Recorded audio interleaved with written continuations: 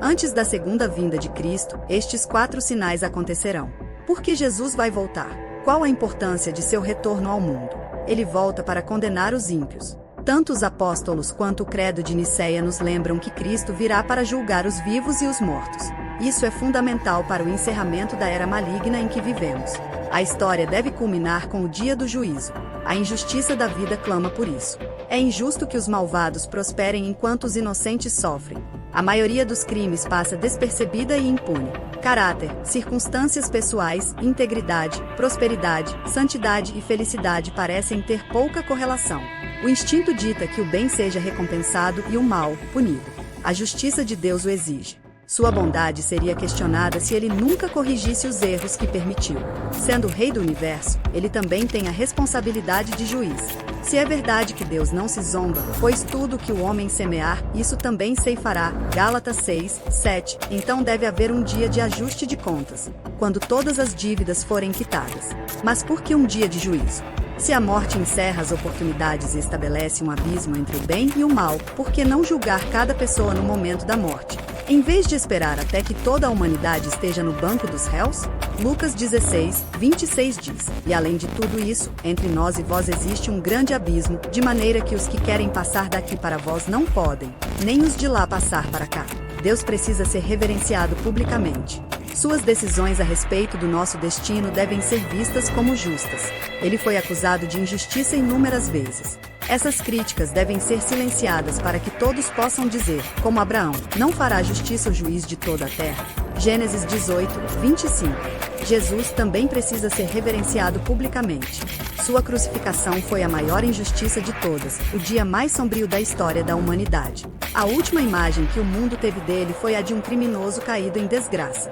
Todos devem estar presentes para testemunhar a revogação dos veredictos. O povo do Senhor também precisa ser respeitado publicamente. Eles escolheram o lado de Deus e da verdade, mas em um mundo perverso, pagaram o preço, muitas vezes com suas vidas, por tomar uma posição.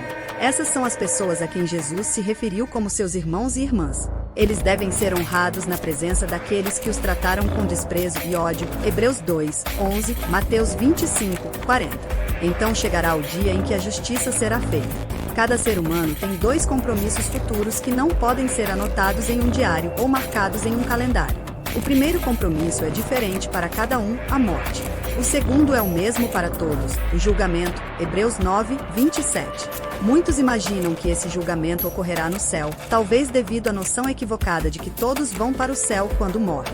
Os cristãos podem confundir o trono em Apocalipse 4 e 5 com o grande trono branco em Apocalipse 20, 11. Um é o trono de Deus no céu, o outro é o trono de Cristo na terra, Apocalipse 20, 11.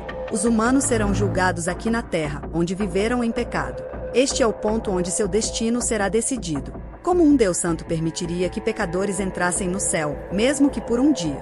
Claro, muitos já terão morrido e precisarão ser trazidos de volta à vida para serem julgados. A Bíblia antecipa a ressurreição tanto dos ímpios quanto dos justos, Daniel 12 e 2, João 5, 29, Atos 24, 15. Hades, a morada dos espíritos dos mortos, libertará seus habitantes para que sejam encarnados. Todos, que foram enterrados, cremados ou perdidos no mar, comparecerão perante o grande juiz mais uma vez na terra. Apocalipse 20, 12 e 13. O Novo Testamento ensina que haverá 2 dias de ressurreição separados pelo milênio, Apocalipse 20, 4 a 6.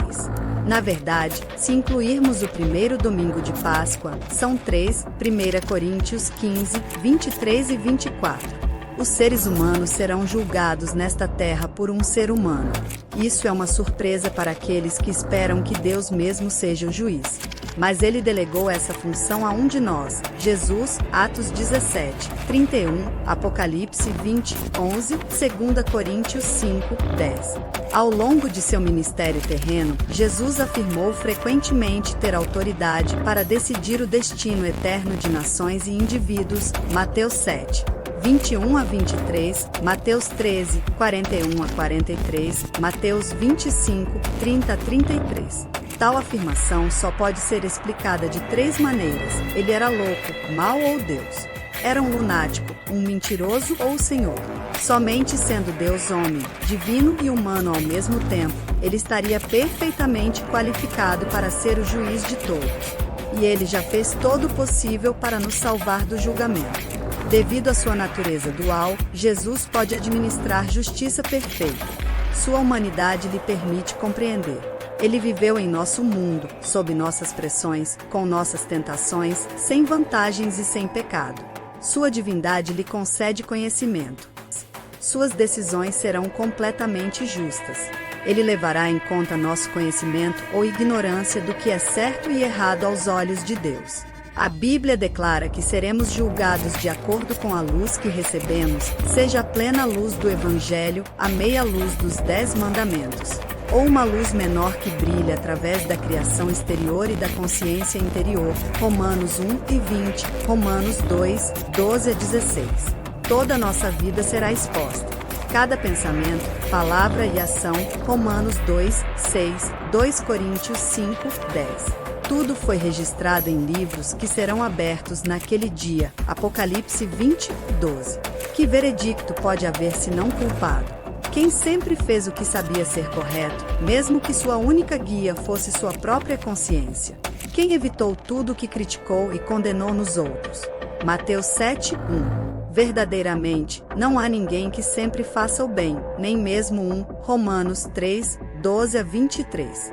Nenhum de nós foi o que Deus quis que fossemos, ou mesmo que, em nossos melhores momentos, sabíamos que podíamos e deveríamos ter sido. A sentença é uma morte em vida no lugar chamado inferno, separado de Deus, a fonte de todo o bem, excluído do novo céu e da nova terra, encerrado com o diabo, demônios e todos os que compartilham sua ira com o Criador. Atormentados corpo e alma dia e noite, pelos séculos dos séculos, no lago de fogo. Apocalipse 14, 11, 20, 10. Com a angústia e frustração de saber que as oportunidades desperdiçadas nunca se repetirão.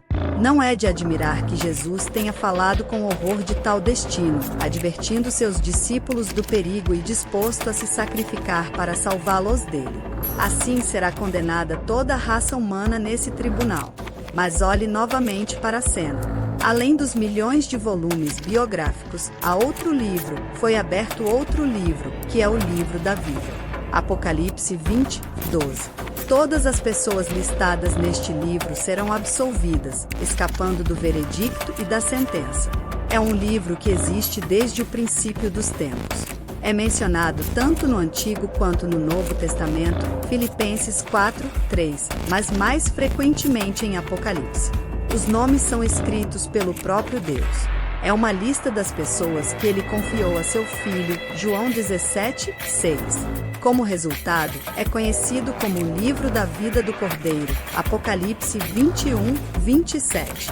Como eles se tornaram elegíveis para a inclusão? Eles colocaram sua fé em Cristo como seu Salvador. Foram guiados por sua fé. Creram e obedeceram aos mandamentos de Deus. Suas ações demonstraram sua fé.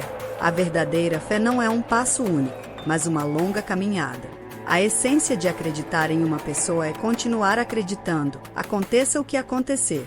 Fé e fidelidade são exatamente a mesma palavra nos idiomas hebraico e grego. Abacuque 2, 4 diz: o justo viverá pela fé, significando que aqueles a quem Deus considera justos sobreviverão pela fidelidade.